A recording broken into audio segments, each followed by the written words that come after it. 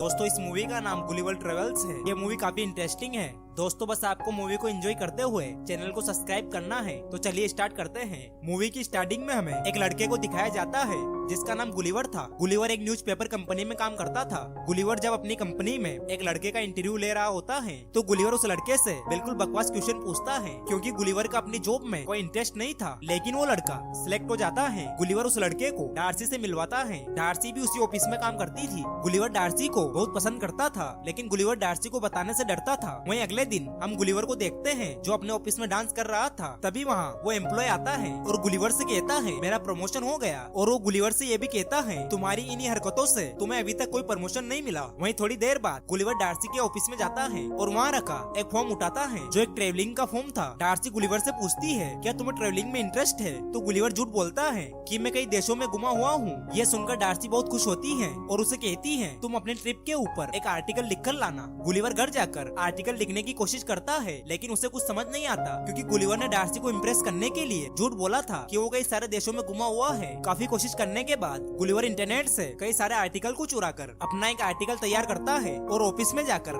Darcy को दिखाता है। डार्सी उस आर्टिकल को देखकर बहुत खुश होती है और वो गुलिवर से कहती है तुम्हें बरमुंडा ट्रायंगल पर जाकर उसके ऊपर आर्टिकल लिखना चाहिए। वहीं अगले दिन गुलिवर भी बरमुंडा जाने के लिए निकल जाता है जहाँ बोट का कैप्टन उसे बोट तक लेकर जाता है और उसे कहता है तुम्हें बस रेड पॉइंट को फॉलो करते हुए आगे बढ़ना है जिससे तुम बरमुंडा पहुँच जाओगे। गुलिवर उसे कहता है तुम टेंशन मत लो मैं वहाँ जल्दी पहुँच जाऊंगा। ये कहकर गुलिवर वहाँ से निकल जाता है। थोड़ी देर सफर करने के बाद गुलिवर की आंख लग जाती है और उसे नींद आ चुकी थी। लेकिन अचानक से गुलिवर की बोट एक समुद्री तूफान में फंस गई थी। लेकिन जब गुलिवर की आंख खुलती है तो वो डर जाता है क्योंकि बहुत सारे छोटे छोटे लोग उसके ऊपर खड़े थे क्योंकि गुलिवर उन छोटे लोगों की दुनिया में पहुंच गया था। और उन लोगों ने गुलिवर के ऊपर एक ब्रिज भी बनाया था क्योंकि वो गुलिवर को एक शैतान समझ रहे थे। गुलिवर की छाती पर उन बोने लोगों का जनरल खड़ा हुआ था। गुलिवर अपने आप को बचाने के लिए वहाँ से छूटने की कोशिश करता है और वो रस्सियों को तोड़ता हुआ खड़ा हो जाता है लेकिन बोने लोग उसे वापस से नीचे गिरा देते हैं और गुलिवर को मानकर वहाँ के राजा के पास ले जाया जाता है क्योंकि वहाँ के सभी लोग गुलिवर को अपने लिए खतरा समझ रहे थे। गुलिवर वहाँ के राजा को समझाने की कोशिश करता है कि वो कोई शैतान नहीं है बल्कि एक आम इंसान है लेकिन कोई उसकी बातों पर विश्वास नहीं करता और गुलिवर को एक गुफा में बंदी बना लिया जाता है। गुलिवर देखता है कि वहाँ पहले से एक इंसान कैद है जिसका नाम उरेशियो था और वो भी उन लोगों की तरह ही बोना आदमी था। गुलिवर उरेशियो से पूछता है कि तुम्हें यहाँ बंद क्यों किया हुआ है? तो वो बताता है मैं यहाँ की राजकुमारी से बहुत प्यार करता हूँ लेकिन यहाँ का जनरल राजकुमारी का मंगेतर है इसलिए उसने मुझे यहाँ बंद कर दिया। वो लोग आपस में बातें कर ही रहे होते हैं तभी जनरल भी वहाँ आ जाता है। गुलिवर जनरल को देखकर बहुत गुस्सा होता है और उसे कहता है तुम एक बेवकूफ इंसान हो। लेकिन जनरल को बेवकूफ का मतलब पता नहीं होता तो वो गुलिवर से बेवकूफ का मतलब पूछता है। गुलिवर उसे बेवकूफ का मतलब एक समझदार इंसान बताता है। ये सुनकर जनरल बहुत खुश होता है और अपने आप को बेवकूफ बुलाने लगता है। वहीं अगले दिन गुलिवर से बैल की तरह कार्य कराया जाता है और गुलिवर से खेती भी करवाई जाती है। लेकिन तभी वहाँ पर दूसरे देश के लोग हमला कर देते हैं और पूरे राज्य में आग लगाने लगते हैं और वो राजकुमारी को भी अगवा करने की कोशिश करते हैं। लेकिन तभी वहाँ गुलिवर आ जाता है और राजकुमारी को बचा लेता है। लेकिन अब पूरे राज्य में आग लग चुकी थी इसलिए सभी लोग इधर उधर भागने लगते हैं। गुलिवर उन लोगों को शांत रहने के लिए कहता है और बड़े ही फनी तरीके से वहाँ लगी आग को बुझा देता है क्योंकि वो आग गुलिवर के लिए बस एक माचिस की तिल्ली थी। गुलिवर जनरल के ऊपर भी पानी डाल देता है जिससे जनरल गुस्सा होकर वहाँ से चला जाता है। राजा भी ये सब देखकर गुलिवर से बहुत खुश होता है क्योंकि गुलिवर ने पूरे राज्य और राजकुमारी की जान बचाई थी। इसलिए राजा गुलिवर को खाने के लिए इनवाइट करते हैं। लेकिन गुलिवर राजा से कहता है आपको मेरी एक शर्त माननी होगी और उरेशियो को आजाद करना होगा। तो राजा भी गुलिवर की बात मानकर उरेशियो को आजाद कर देते हैं। वहीं रात के समय गुलिवर राजा के साथ खाना खाने जाता है जहाँ राजा गुलिवर से पूछता है तुम कहाँ से आए हो? तो गुलिवर बताता है मैं न्यूयॉर्क सिटी से आया हूँ। तो वहाँ के सभी लोग गुलिवर को न्यूयॉर्क का प्रेसिडेंट समझने लगते हैं। इसी मौके का फायदा उठाकर गुलिवर बताता है मैंने न्यूयॉर्क के लिए बहुत सारे काम किए हैं और गुलिवर उन लोगों के सामने बहुत सारे झूठ बोलता है जबकि हमें पता है गुलिवर न्यूयॉर्क में एक न्यूज़पेपर कंपनी में काम करता है। गुलिवर उन लोगों के सामने बहुत बड़ी बड़ी बातें फेंकता है। राजा गुलिवर से खुश होकर उसके लिए एक आलीशान घर बनाता है ताकि गुलिवर वहाँ आराम से रह सके। वहीं गुलिवर और उरेशियो भी अच्छे दोस्त बन चुके थे इसलिए गुलिवर उरेशियो को राजकुमारी को इम्प्रेस करने के तरीके बताता है जबकि गुलिवर खुद भी डार्सी को कभी इम्प्रेस नहीं कर पाया। लेकिन उरेशियो गुलिवर की बात मानकर राजकुमारी के सामने बेवकूफ जैसी हरकतें करता है। लेकिन हैरानी की बात तो ये है राजकुमारी भी उरेशियो से इम्प्रेस हो जाती हैं। अगले सीन में हम जनरल को देखते हैं जो गुलिवर की बोट को ढूंढ लेता है, क्योंकि वो गुलिवर को जल्द से जल्द यहाँ से भेजना चाहता था।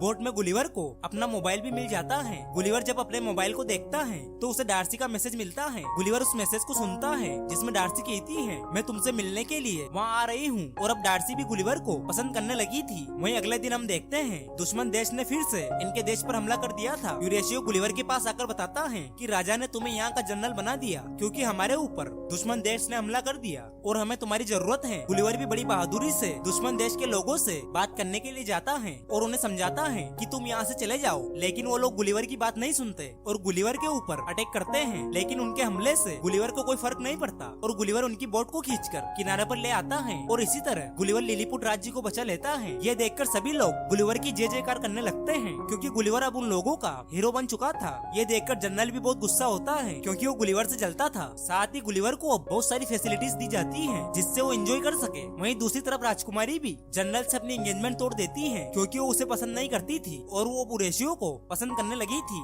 जनरल ये सुनकर बहुत गुस्सा होता है और वो दुश्मन देश के राजा के पास जाता है और जनरल ने गुलिवर की बोट से वो पेपर भी चुरा लिया था जिसमें रोबोट बनाने का तरीका लिखा हुआ था। और वो लोग उस पेपर की मदद से एक बहुत बड़ा रोबोट बनाते हैं और रोबोट बनाने के बाद एक बार फिर से लिलीपुट पर हमला करते हैं और लिलीपुट को अपने कब्जे में कर लेते हैं। और उस रोबोट को जनरल कंट्रोल कर रहा था। रोबोट गुलिवर को ऊपर उठा लेता है और उसे सच बताने के लिए कहता है कि तुम कहाँ से आए हो। तो गुलिवर डरते हुए सब सच बता देता है और कहता है, मैंने आप लोगों से झूठ बोला था, मैं कोई प्रेसिडेंट नहीं हूँ, बल्कि मैं तो एक रिपोर्टर हूँ। ये सुनकर जनरल उसे बांधकर समुद्र में छोड़ देता है और उसे ऐसे आइलैंड की तरफ भेजता है जहाँ कोई भी जाने की हिम्मत नहीं करता। गुलिवर समुद्र के किनारे पर पहुँचता है और बहुत खुश होता है, क्योंकि गुलिवर को लग रहा था कि वो अपने जैसे लोगों की दुनिया में आ चुका है। लेकिन इससे पहले वो कुछ समझ पाता, ऊपर से एक बहुत बड़ा कांच का गिलास उसके ऊपर गिरता है और उसे कैद कर लिया जाता है। फिर कुछ समय बाद जब हम गुलिवर को देखते हैं तो उसको लड़कियों जैसी ड्रेस पहना दी जाती है और गुलिवर जब बाहर जाकर देखता है तो उसे पता चलता है कि वो एक बच्चों के खिलौने वाले घर में है और गुलिवर के सामने एक बहुत बड़ी लड़की आ जाती है। यानी कि गुलिवर पहले बोने लोगों की दुनिया में पहुंच गया था और अब वो खुद बड़े लोगों की दुनिया में आ गया है, जहाँ वो खुद एक बोना आदमी है। कुछ समय बाद यूरेशियो गुलिवर के पास आता है और उसे कहता है कि डार्सी भी लिलीपुट आ गई और जनरल ने उसे बंदी बना लिया और वहाँ के राजा को भी, और तुम्हें अब हमें बचाना होगा। गुलिवर किसी तरह वहाँ से बचकर निकलता है और वापस से लिलीपुट पहुँचता है, जहाँ उसके ऊपर हमला करने के लिए रोबोट भी आ जाता है। गुलिवर रोबोट पर हमला करता है। गुलिवर और रोबोट के बीच में एक खतरनाक फाइट होती है, लेकिन गुलिवर के अंदर इलेक्ट्रॉनिक एनर्जी होने की वजह से वो गुलिवर पर भारी पड़ रहा होता है। लेकिन यूरेशियो बड़ी चालाकी से रोबोट के अंदर जाकर उसके कुछ वायर्स को कट कर देता है, जिससे रोबोट ऑफ होने लगता है। और इसी मौके का फायदा उठाकर गुलिवर रोबोट को पूरी तरीके से डिस्ट्रॉय कर देता है, जिससे रोबोट पूरी तरीके से खत्म हो गया था और गुलिवर इस जंग को जीत जाता है। राजा भी यूरेशियो की बहादुरी को देखकर बहुत खुश होता है, क्योंकि यूरेशियो ने बड़ी बहादुरी से रोबोट के अंदर जाकर उसे डीएक्टिवेट किया था। राजा यूरेशियो और राजकुमारी की शादी के लिए हाँ कर देता है, लेकिन तभी वहाँ जनरल आकर राजकुमारी को पकड़ लेता है। लेकिन राजकुमारी जनरल को एक पंच मारती है, जिससे वो जमीन पर जाकर गिरता है। वही हम डार्सी और गुलिवर को देखते हैं। डार्सी अब गुलिवर से बहुत इम्प्रेस हो चुकी थी और अब ये दोनों वापस से न्यूयॉर्क लौट जाते हैं। वही हम न्यूयॉर्क में डार्सी और गुलिवर को देखते हैं, जो अब गर्लफ्रेंड बॉयफ्रेंड बन चुके थे और गुलिवर अब सच में एक बहुत बड़ा ट्रेवलर बन चुका था। डार्सी और गुलिवर अब अपनी नेक्स्ट ट्रिप प्लान करते हैं और इसी सस्पेंस के साथ इस मूवी की हैप्पी एंडिंग हो जाती है। दोस्तों, वीडियो को एंड तक देखने के लिए आपका दिल से शुक्रिया। दोस्तों, ऐसी नई नई मूवीज देखने के लिए चैनल को जरूर सब्सक्राइब करें। Thanks for watching.